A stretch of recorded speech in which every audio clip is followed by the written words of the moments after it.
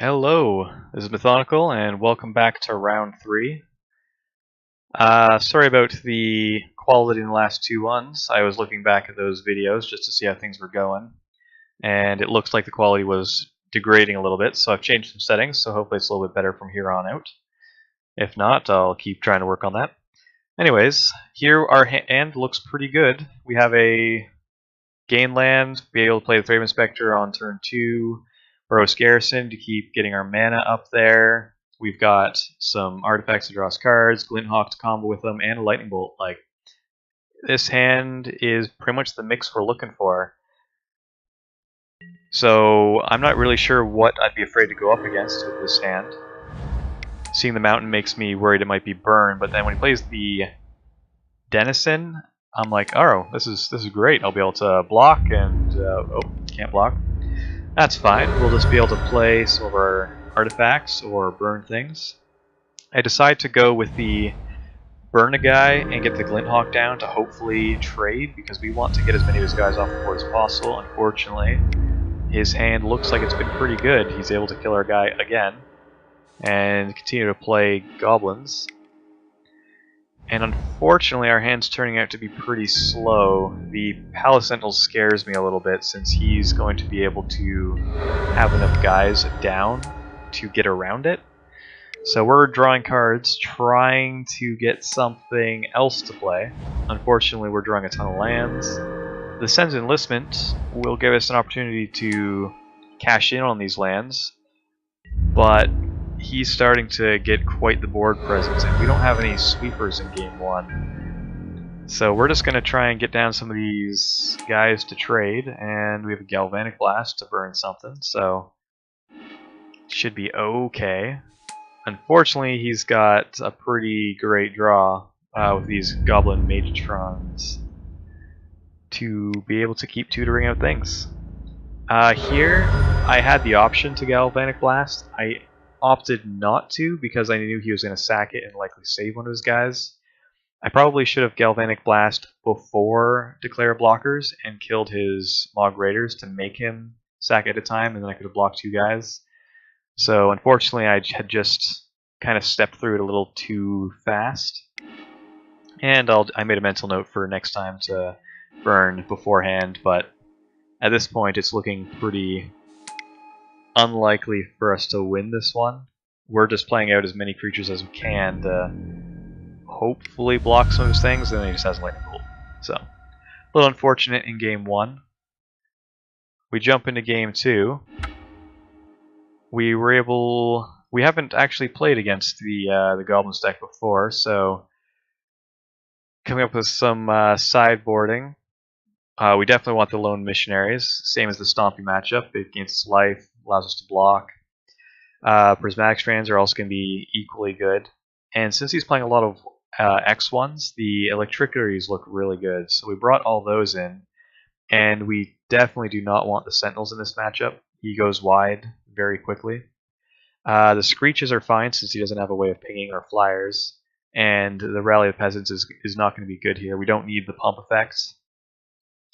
And chances are we're going to be trading off all of our creatures as much as possible. So those are the 4 things we took out. We also took out 1 Prism, just because it's going to be a little too slow to try and cycle through our artifacts. As we saw in the last game, I was just cycling and cycling through the artifacts and got nowhere. So we're hoping for a better hand. Unfortunately, actually, I'll just quickly jump back and show that opening hand again.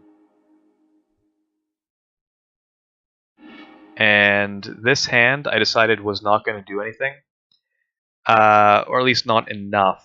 We were basically had the option of playing like a turn 1 Glinthawk, or just a land, Prophetic Prism, probably start taking damage, and then Glinthawk, bounce it, play another. Like we really want to get some kind of burn spells, so I opted for mulliganing, trying to find Electricity, some burn spells, some way of interacting that wasn't just going to kind of go with the card advantage right off the bat.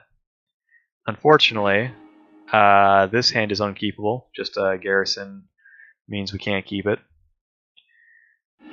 And then another unkeepable hand. So we have the unfortunate mulligan to 4. Also without any white source, so we can't even play our Thraben Inspector. We do keep the... we do put the Radiant Fountain on the bottom, because we need the white source. We're then able to play the Vial, trying to dig for a white source. Unfortunately, it's not looking too good. Thankfully, we draw one off the top, and are able to start playing our cards, but it's going to be an uphill battle to try and come out of this card disadvantage. We basically need an Electricity to get out of this, and the Shredder is going to cause us some issues. Here, I should have targeted the Shredder to leave us open to drawing Electricity later, but I was feeling slightly tilted from having a mulligan to 4, and I was already feeling this was fairly unwinnable. But definitely, Journey to Nowhere to the Shredder, just that way he can't save guys when we go for Electricity. I'm just trying to save as much damage as possible. Probably didn't need to pop the Vial there, but just trying to stop damage. The Prismatic Strands will buy us some turns. That is really good. But unfortunately with no creatures, we still don't have a way of flashing it back just yet. We're going to take the damage there because we just need to buy as many turns as possible, and Prismatic Strands there, while it would gain us some life, means we may die on the next turn. Another Prismatic Strands means we'll buy an extra turn, and we're just trying to buy as many turns as we can to get to the Electricity. So at this point, we're just kind of watching him continue to draw goblins turn after turn. A removal spell, this means it gives us the second chance to kill a Shredder. We opt to do that this time. Good for us. We learned from last one. And here I basically choose that it's another round where we can take the hit. If he's got a burn spell, it'll allow us to cancel it out. And we basically need to draw a white creature to stay in this, because then we can start flashing back Prismatic Strands. Unfortunately, we do not draw it.